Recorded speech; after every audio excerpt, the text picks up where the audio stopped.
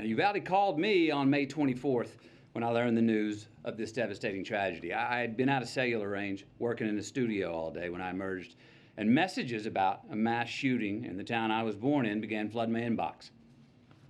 In a bit of shock, I drove home, hugged my children a bit tighter and longer than the night before, and then the reality of what had happened that day in the town I was born in set in. So the next morning, Camilla, myself, the kids, we loaded up the truck and we drove to Uvalde. And when we arrived a few hours later, I got to tell you, even from the inside of our vehicle, you could feel the shock in the town. We also met Anna and Danilo, the mom and the stepdad of 9-year-old Maite Rodriguez. Now, Maite wanted to be a marine biologist. Maite wore green high-top Converse with a heart she had hand-drawn on the right toe because they represented her love of nature. Camilla's got these shoes. Can you show these shoes, please?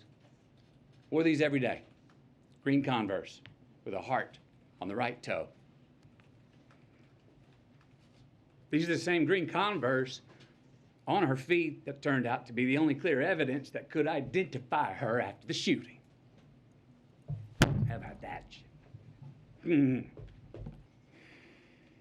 We also met a cosmetologist. Right, she was well-versed in mortuary makeup. That's the task of making the victims appear as peaceful and natural as possible for their open casket viewings. These bodies were very different. They needed much more than makeup to be presentable. They needed extensive restoration. Why? Due to the exceptionally large exit wounds of an AR-15 rifle. Most of the body so mutilated that only DNA test or green Converse could identify them. Many children were left not only dead but hollow. But again, you know what every one of these parents wanted, what they asked us for? What every parent separately expressed in their own way to Camilla and me? That they want their children's dreams to live on. That they want their children's dreams to continue to accomplish something after they are gone. They want to make their loss of life matter. Look, we heard from so many people, right?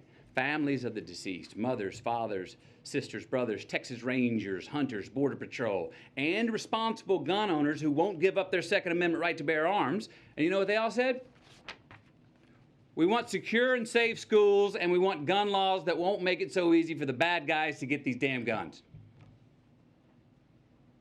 So, we know it's on the table. We need responsible gun ownership. Responsible gun ownership. We need background checks. We need to raise the minimum age to purchase an AR-15 rifle to 21.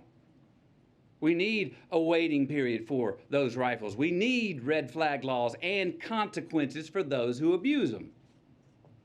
These are reasonable, practical, tactical regulations to our nation, states, communities, schools, and homes.